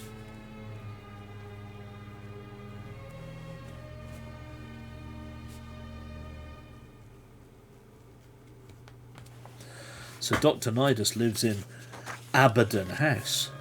Professor Nidus. So it's Abaddan. Abaddan. Abaddon House. Somewhere in French Hill. Wasp juice squirted up the wall. No, not Abacab. Yes, that's Professor Nidus's ancestral home, Dr. Christopher says. As soon as you examine the photo, that's probably where she is right now. That was what we needed for the location last time. That's exactly what we needed. Thanking him for his help, you decide it's time to take your search for clues elsewhere. Take 1 plus clue and turn to 140. We're up to 4 clues, ladies and gentlemen. 4 clues. 140. I have a fear we have been here before. Isn't 140? Yes, it's where the lady was going. So 140 is that there is clearly more to this mystery than just the strange fate met by Dr. Blaine. But where do you want to go next in search of answers? Do you know of a suitable location? Ignoring the definitive article, the place name will be made up of 2 words. For example, if you want to visit the City Hall, you would use the words City Hall and turn the letters of the location into numbers using the code A equals 1, B equals 2, etc, etc, etc. Add the numbers together and then turn to the same section as the total. If the section makes no sense, you have either made a mistake in your calculations or that particular place cannot be visited. If there is somewhere else you know of that you could try and repeat the process outlined above. Nathan splattered a wasp with one of my craft books once. I was a bit miffed. I don't want wasp guts on my books. Absolutely. So, the question is, where would you like to go? Options are, I guess, Warren Observatory for Dr. War, the astrophysicist. Arkham Advertiser, Doyle Jeffries, the editor. All we know about Dr. Devlin Blaine is that his zoology department. Velma's Dine at East Town, Peabody Avenue, Southside, French Hill, Professor Nidus, Life Sciences, Abaddon House. And we've seen Dr. Milton. Dr. Milan Christopher, the professor of etymology. Insect Boy. Do we dare go to Abaddon House? Or are we going to the observatory? I guess those are the 2 places at this point in time that we are aware of.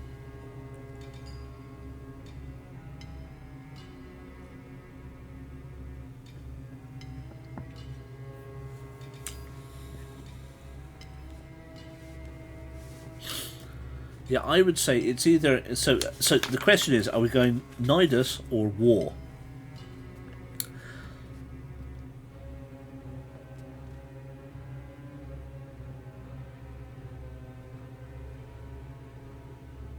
It's double D, but it's Abaddon. The Big House. No, we've been to the Big House. We spent the night in there already.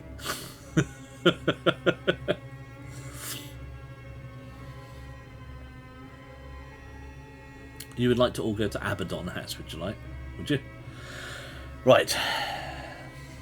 No, I'm not sighing at you. I'm sighing at the fact that I've got to try and work all of this out again. 140. Abaddon House. I make it 109. Okay, Cass says it's 109, so I will turn my page over and have a go.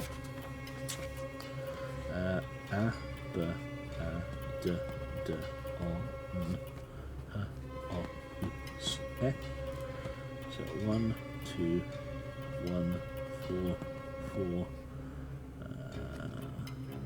15, 14, 8, 15, 21, 19, 5.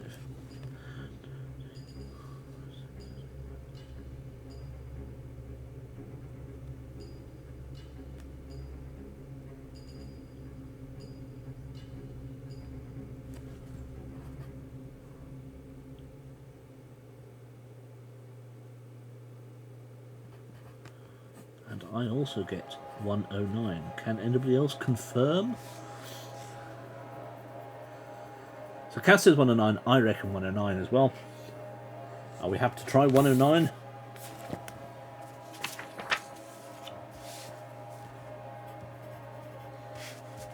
$109 says silver. Excellent. Right. Let's go and have a look then.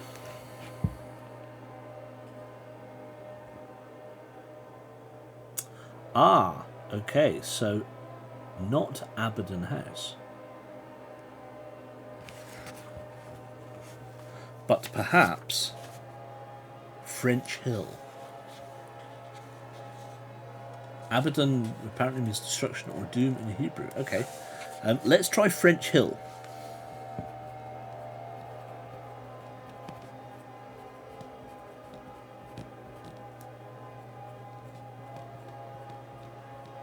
If not, then we may have to try Ancestral Home. Was it? What did he call it?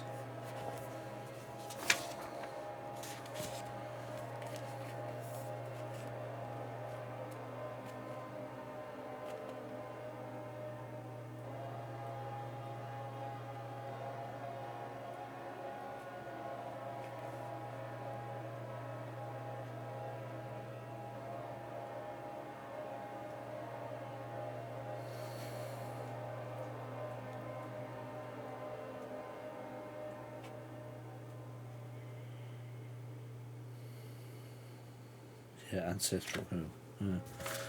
Let's try French Hills.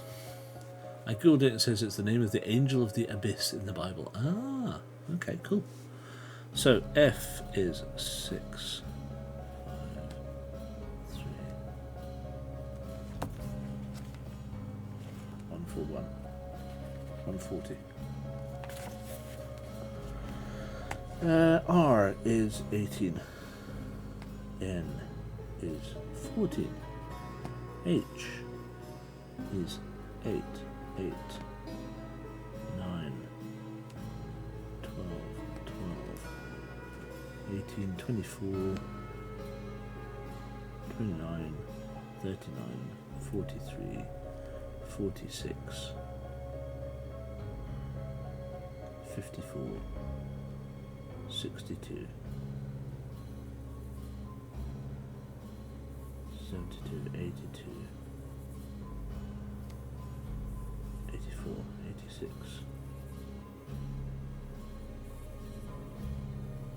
95,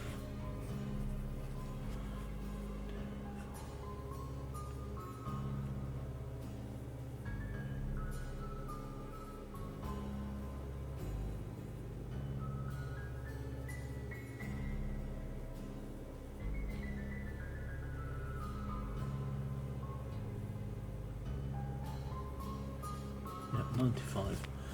Confused by sums. 114 for a French Hills. Really? Oh, it's just French Hill. I wrote it down as French Hill. Is it French Hill or French Hills? Well, let's check 95 first.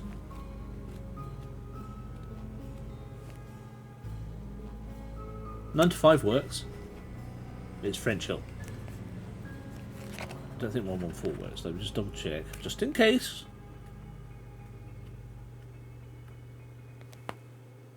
No, 95 it is. French Hill.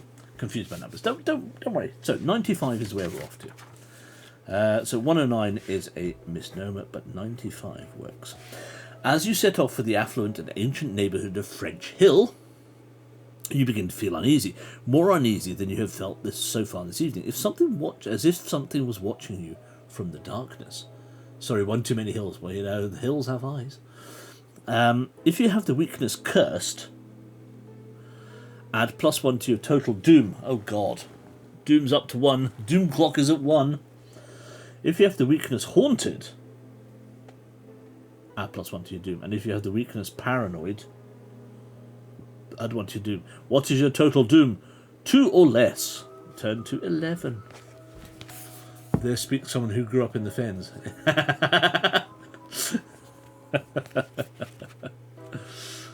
Oh, brilliant. 11. 11.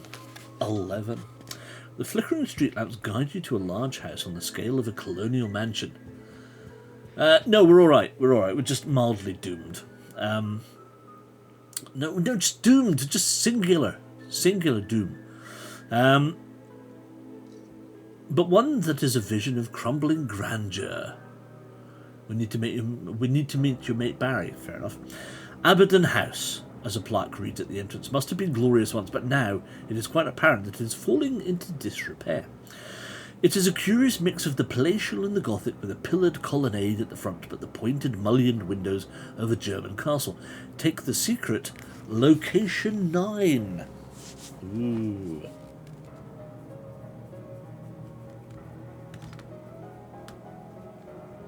Now, I'm going to write this down over here as well. Location 9 is Abaddon House.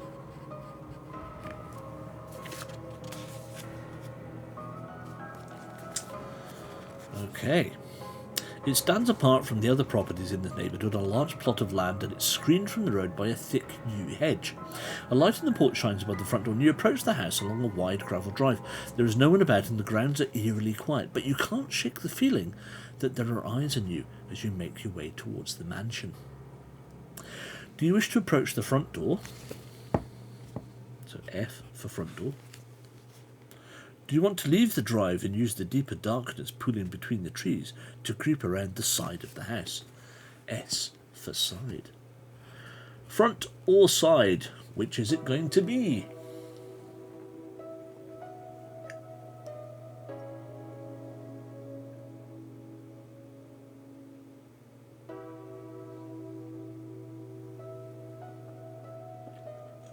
I think his doorbell makes an ominous clang. Yes, well, who knows?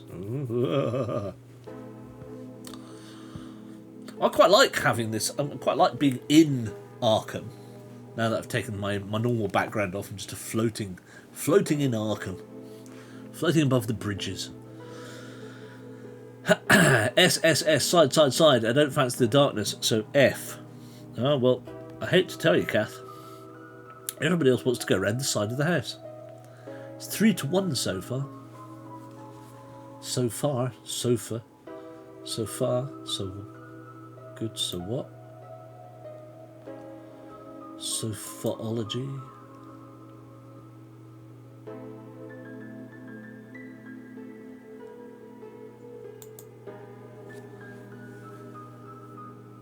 Silver, don't worry, do not worry. Please feel free to nod off and help yourself.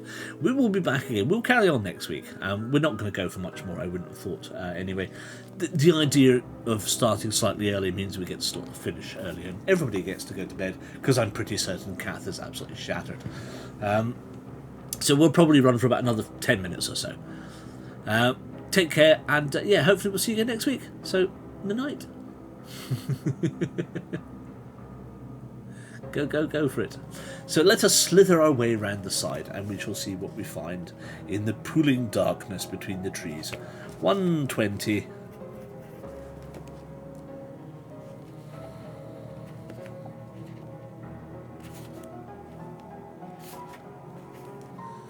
I'll stay then. My body is screaming for sleep due to this dumb cold. My love, don't. Genuinely don't. If you need to sleep, go. But let's go. Hello, darkness, my old friend. Yes, let us go. We will go till 10 minutes, quarter past, and we'll be done. All right. And then if you want to hang on, great. If not, don't worry. You're only going to miss a few minutes. Slither and slithe. You've received no clue indicating that anyone has seen you, but you can't shake the feeling that someone or something is watching you from behind the dark windows of the house. Although the shadows that smother the ground surrounding the house unnerve you as well, your imagination populates them with all manner of hidden horrors. You nevertheless decide to strike out across the lawn, away from the lamplit porch, and search for an alternative way in. Skirting the building, you return to the gravel path that surrounds the mansion at the west wing and comes into view. One of the windows at the end of the house appears to be ajar. So it's not a window. It's full of jam. Creeping up to it, you peer inside and see a hallway of walnut wood panelling, heavy cerise drapes, and large potted plants on turned wooden stands. Do you wish to enter the house through the open window? Or do you wish to change your mind and return to the front door? So, window or door? When is a window not a window? When it's ajar, I know. But the burning question is, what type of jam is it?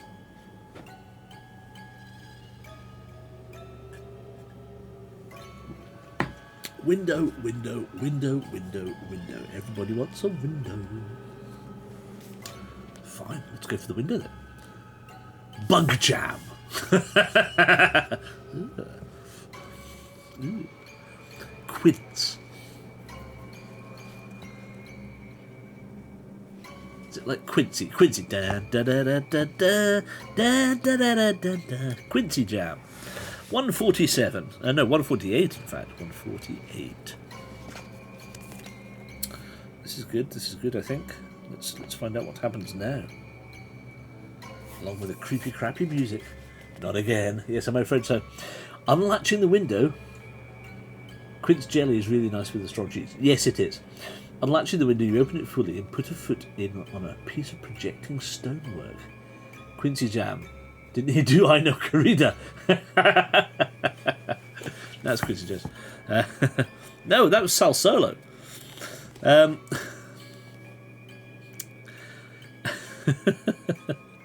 You put your hands in the window frame and push yourself onto the windowsill and climb inside. However, as you do so, you catch your leg in a rusty nail that is protruding from the warped wood of the frame. You wince in pain, but as you pull yourself free, you tumble through the window onto the carpeted floor on the other side, the rusty metal tearing the skin from your knee. Whoa! Tearing the skin from your knee to your ankle. Lose 1 health. Blimey. This Rex is a bit rubbish. He might have strong intellect, but he's got no common bloody sense. Stealing a napkin from under one of the potted plants. There's a napkin under a potted plant? A corrida. Indeed, exactly. You press it to the wound with the cloth until you have managed to stem the bleeding. Fortunately, no one appears to have been alerted to your presence by your ungainly entrance. But the lit lamps would suggest that there's somebody at home. And to you now is tetanus. Exactly. With the window at your back, you see one door further along the corridor to your left and another to the right. Beyond that, an archway beckons you to explore the rest of the house that lies beyond the west wing. But where will you look first? Will you try the door to your left? The door to your right? Or head deeper into the house? L-R-O. Left, right, other. Simple. Maisie, mate, we've killed Maisie. Maisie's dead. She's out. Rex is a criminal journalist. Yes, he is. You are quite right. And now add breaking and entering to the foray as well. We're taking the left, are we? Left.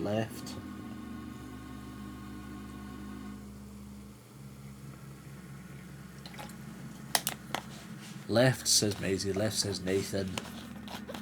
Right, left for everybody. Matty gonna give us a left. Don't leave.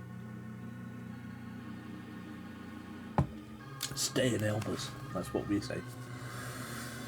But everybody wants to go left, so let's go 55.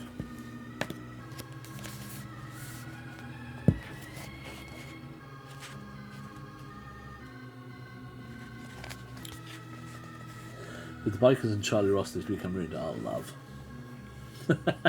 Rex, a criminal hack with a raggedy leg. The door opens, and you enter what would appear to be a family portrait gallery. The walls of this room are crammed with framed paintings of various people that cover all manner of ages, apparel, career paths, and eras. There are all paintings of whiskered military men, dressed in uniforms dating from as far back as the American War of Independence, whilst watercolours of matronly women with unsmiling brushstrokes faces and charcoal likenesses of a gaggle of children look down on you as you explored the room. I'm on the left, so green. Ah, very good.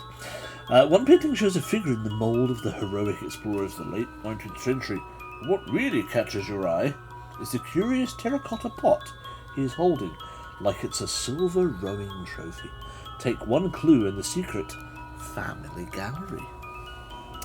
Clues are up to 5 now, folks. Family gallery.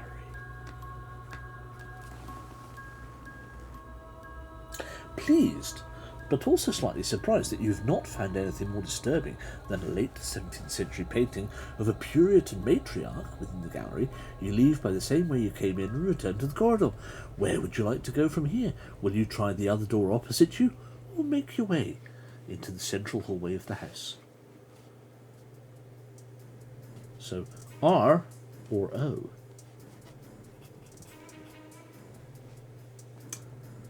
Is there an aspidistra?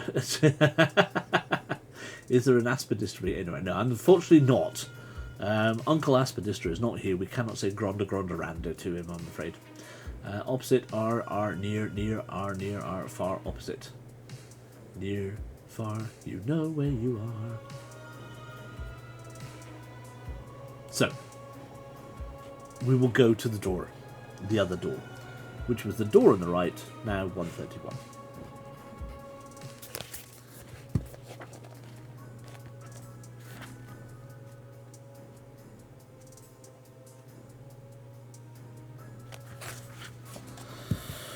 The door is unlocked. It was more Sesame Street opposite, yes. Opening it, you step through into a room that is utter darkness. The only light comes from the lamps in the corridor behind you. As you are searching for a light switch or even a candle and tinderbox, with a sudden bang the door slams shut, plunging you into total darkness.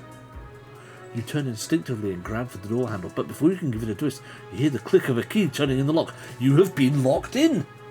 You feel a sense of rising panic within you, and your heart rate quickens. Do you wish to try to force the door? Ooh.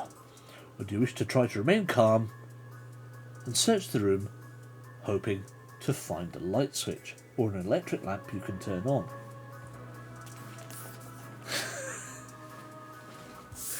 Which is where we will leave it, because you awake to find yourself in a dark room.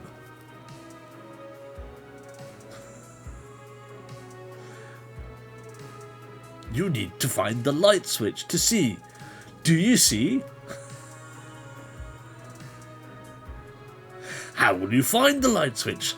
You're in a dark room. You need the light switch to see. Do you see?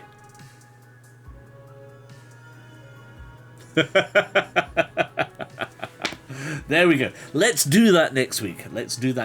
We will join again. Bullshit, you see. You're in a dark room. Exactly. I think that's a good point to leave it on. Thank you very much, everybody, for dropping by. Much appreciated, as always. Silver, please get well soon, and hopefully you will be on the mend and back with us in full strength, ready for next week again. Alexa, add flamboyant potato to my shopping list. Dave, our local curios. Oh no, here's Maisie. Right, here's Maisie's joke before everybody goes. Dave, a local curry house owner died. Oh no. Oh man, that's sad, says Si.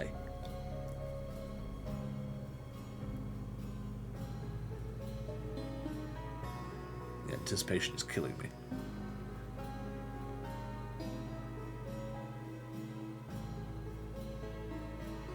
Dave, he slipped and fell in a coma. Oh no!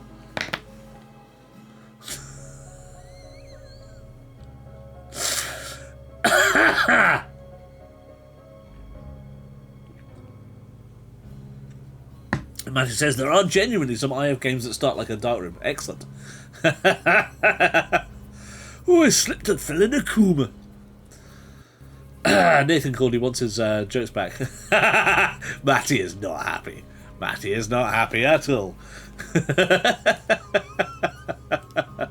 Oh, guys. Oh, guys. Yep, facepalm. Someone's going facepalm. Quite right, too. But that's to be delivered. See, the problem is I can't do it. If it was delivered properly by David and Si, then you would get the due.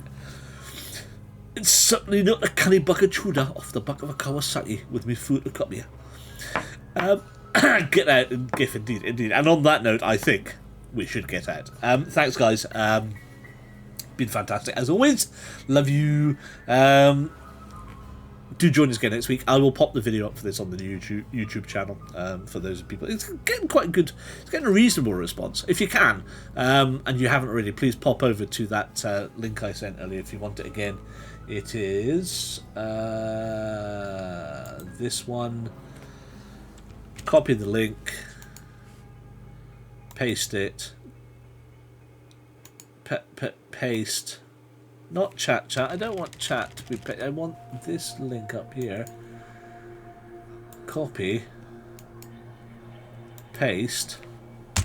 If you would be so kind, we're criminal with the tetanus locked in a dark room. Indeed. If you could be so kind as pop over to that YouTube site, give us a like, give us a follow, hit the notification bell.